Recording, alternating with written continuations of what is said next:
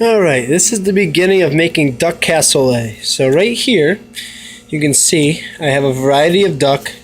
I have a pintail, we have a wood duck, we have a teal right here, mallard but just in the breast. It's another wood duck.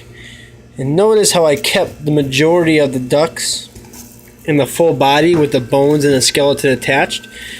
The reason I did this is it makes for a very good stock, or if you want to make duck confit, it really helps the flavor with having the actual whole duck intact, because you get more flavor from the bones.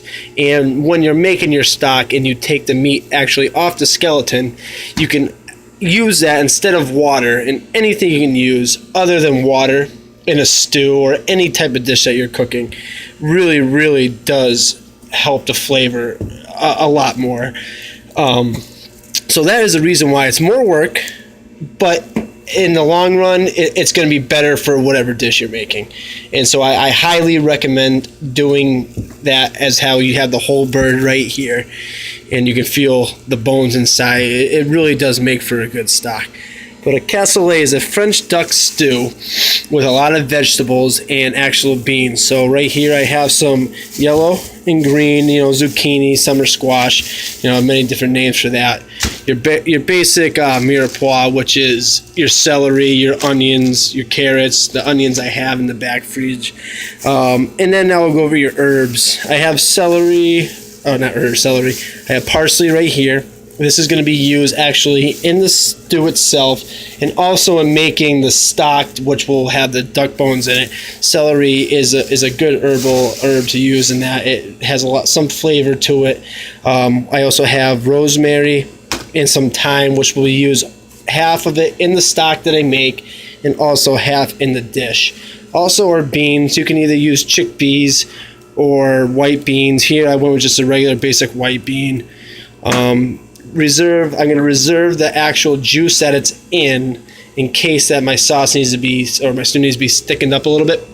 You can use that the brine that it's in. It does act as a thickening agent. And also I have a veal demi-glaze. Veal is it's very neutral in cooking. It's not overpowering like a venison stock, even though this is a game stew. Venison was the one I would really have liked to have, but that's just very overpowering. Chicken, anything with chicken, duck, or veal, it adds a lot to the stew without overpowering any other the ingredients that you want people to taste. I bought this. It's a good substitute. You have to do there's directions on the back to how much you want. You have to do a little bit of messing around with. Like, I'm going to add some herbs to it. I'm going to add some of this to why I'm actually making it. Anything you can do to enhance the flavor of this powdered stuff really does help in the long run. I've been using this stuff for years. If I had the time, and veal bones are very expensive. So if I had all of that, I would have done it that way. Roasted the veal bones, but this is a good quick substitute for many people out there just looking to make a good house meal or something. And then you have the tomatoes. I bought the whole tomatoes. In the juice is very important because it's going to be in there. There's a nice little picture of what it looks like. That's pretty much what you want in the stew for the cassoulet. And this is the first video just going over the ingredients. There's some things here that I'm missing, like the onions. And pretty much that's about it. And now it's just putting everything together. Everything has its own cooking time, and just waiting for the duck to thaw out.